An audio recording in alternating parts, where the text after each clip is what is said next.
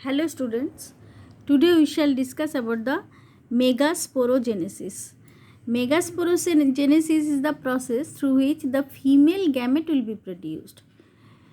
Flowers में female gamete कैसे produce होता है उसी प्रोसेस का नाम है मेगास्पोरोजेनेसिस। और उसके वजह से जो स्पोर फॉर्मेशन स्पोर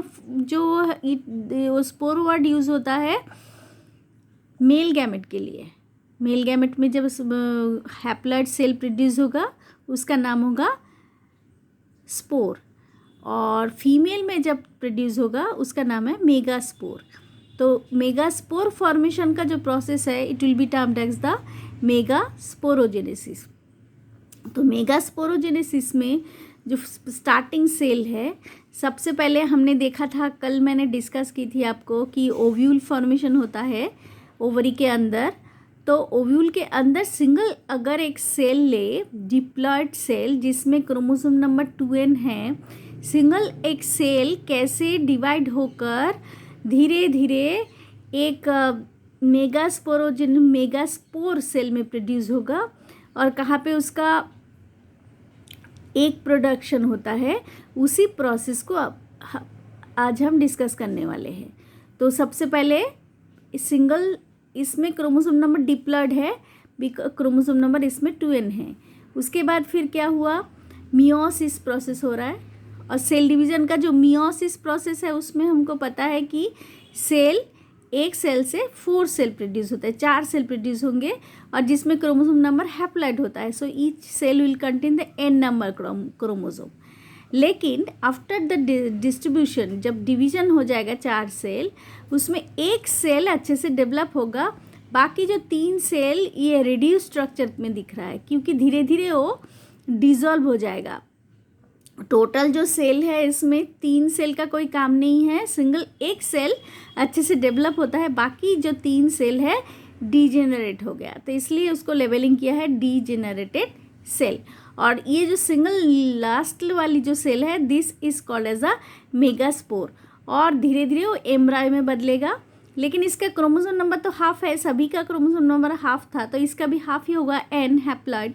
इसके बाद इसका ग्रोथ शुरू होगा, इट विल ग्रो, बड़ा साइज होना चाहिए। So growth nourished by new cells जो आउटर जो 3n सेल मैंने कहा था कल, तो वो सेल उसको न्यूट्रिशन देगा and this cell will grow धीरे धीरे।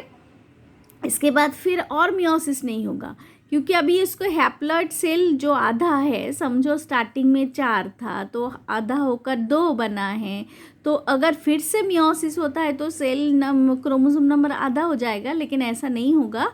After the distribution it will start mitosis, equal distribution होगा, क्रोमोसोम नंबर स्टार्टिंग में जितना क्रोमोसोम था उतना ही रहेगा।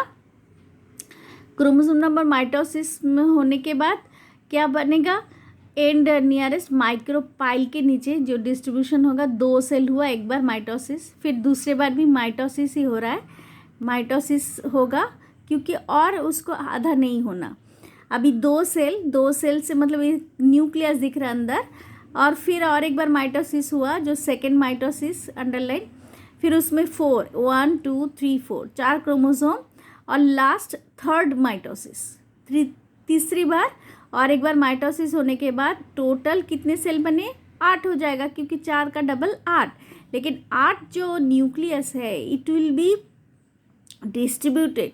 ये जो न्यूक्लियस का जो अलग अलग सेल जो बने हैं वो क्या करेगा, इसमें से ये पहले 4 दोनों पोलर रीजन पे रहता है, इधर 4 और इधर 4, फिर उनमें से एक सेल बीच में आएगा और इधर से भी एक सेल बीच में आएगा, तो ये दोनों 2 पोलर हो गया ना, एक इस साइड से आया और इस साइड से आया। फिर इसमें से एक जो आएगा वो क्या करेगा, ये दोनों बीच में रहेगा सेंटर पर, और फिर धीरे धीरे this 2 cells will be dissolve, फिर दोनों मिल जाएगा, मिलकर बीच में सेकेंडरी न्यूक्लियस बनता है।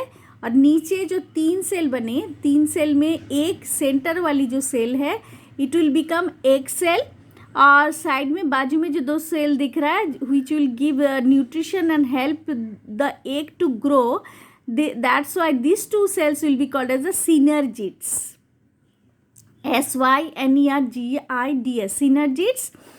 और उसको हेल्प करता है न्यूट्रिशन में, और ऊपर जो 2-3 बचा था सेल, ये अगर ये पोलर रीजन है, ये पोलर है जहाँ पे एक सेल रहेगा, उसका उल्टा है, तो इसको एंटीपोडल सेल्स कहा जा रहा है. This 3 antipodal cells will reduce gradually, धीरे धीरे. लेकिन अभी इसमें भी फिर से 3 एंटीपोडल सेल्स को दिखाया जा रहा है. और फिर ये एग न्यूक्लियस एग में बदलेगा. So that is the total distribution. अब इसका डिस्ट्रीब्यूशन का डिस्क्रिप्शन में it is process of formation of haploid mega spores form diploid megaspore मादर सेल से फॉर्मेशन होगा. मतलब स्टार्टिंग का जो सेल है उसको मेगास्पोर मादर सेल बताएंगे. उसके बाद डेवलपमेंट में megaspore mother cell undergoes meiosis from linear tetrad of haploid cell megaspore. फिर 3 मेगास्पोर होगा, उसमें से 3 एबॉर्ट हो जाएगा, रिड्यूस हो जाएगा, और सेंटर पे न्यूसिलस फंक्शनल रहेगा. इसके बाद it acts as the first cell to female gametophyte. 1 megaspore towards center is functional megaspore. It is in fact the first cell of female gametophyte. It undergoes 3 successive division. 3 बार दिखा है mitotic division होगा, जिसमें total 8 cell formation होता है. ऊपर से एक polar nuclear आएगा. 1 nucleus from each pole migrates towards the centre called polar nuclear. 3 nuclear towards micropylar end constitutes egg apparatus, and it consists of large central haploid egg cell and 2 supporting haploid synergid cells. Synergid shows the hair-like projections called filiform apparatus which guide the pollen tube towards the egg.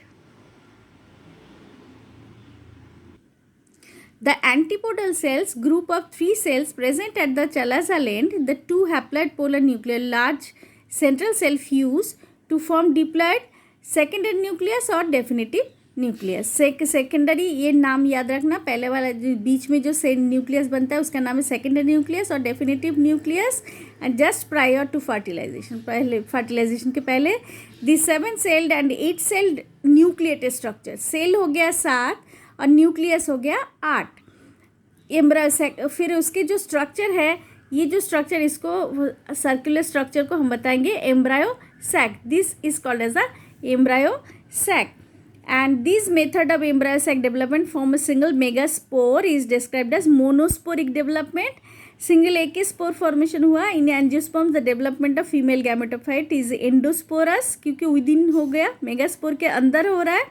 And female gametophyte is colourless endosporic and is concealed in the ovule enclosed by ovary. क्योंकि ovule के अंदर जो ovary के dissection हमने देखे थे, उसके अंदर जो ओव्यूल्स है, ओव्यूल्स के अंदर ये सेल रह जाता है.